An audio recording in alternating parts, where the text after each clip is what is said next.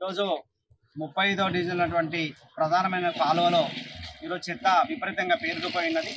దాన్ని వెంటనే సిల్ట్ తీయాలని చెప్పేసి ఒక వినూత్న రీతిలో గులాబీ పూలతోటి మేము నిరసన వ్యక్తం చేయడం జరిగింది.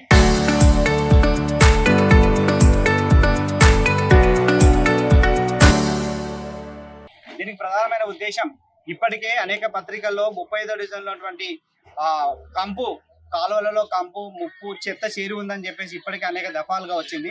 ఇది ఎవరి నిర్లక్ష్యం వల్ల ఆపబడుతుందని చెప్పేసి నేను ప్రజల్ని ఆలోచించాల్సిందిగా విజ్ఞప్తి చేస్తూ, ఇప్పటికైనా ఇక్కడ ఉన్నటువంటి స్థానిక ప్రజాప్రతినిధుల పాలన ముగిసింది కాబట్టి, అధికారుల పాలన మొదలైంది కాబట్టి మేము వారిని కోరుతా ఉన్నాం.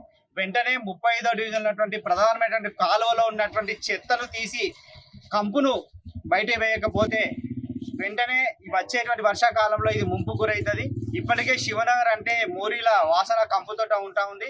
ఇక్కడ ఉన్నటువంటి శానిటేషన్ సిబ్బంది కానీ శానిటేషన్ అధికారులు కానీ తీస్తున్నటువంటి కాలువలే అడపాదడపగా తీస్తున్న వాటిని కూడా ఎత్తిపోయట్లేదు. అదంతా కూడా ఇప్పటికే తీయక దోమలతోటి విపరీతమైనటువంటి ఇబ్బంది పడుతున్నటువంటి పరిస్థితి ఉంది.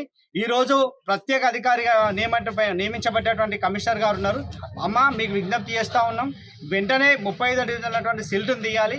అంతేకాకుండా ఈ శివనగర్ ప్రాంతానికి ఒక ప్రత్యేక అధికారిని కేటాయిస్తే మా బాధలు చెప్పుకోవడానికి బాగుంటుందని చెప్పేసి మేము అభిప్రాయపడుతున్నాం. అంతేకాకుండా కాలువలు తీసిన వెంటనే ఆ చెత్తను వెంటనే లిఫ్ట్ చేయాలి. లిఫ్ట్ చేయకపోతే ఇక్కడ ఉన్నటువంటి కాలనీ వాసులందరికీ కూడా ఈరోజు దోమల బెడతోటి చాలా ఇబ్బంది పడుతున్నారు. ఈ సమస్యని వెంటనే పరిష్కరించబడితే కొంచెమన్నా ఈ ప్రాంతం ముంపు నుంచి బయటపడుద్దని చెప్పేసి మీకు విజ్ఞప్తి చేస్తా ఉన్నాం.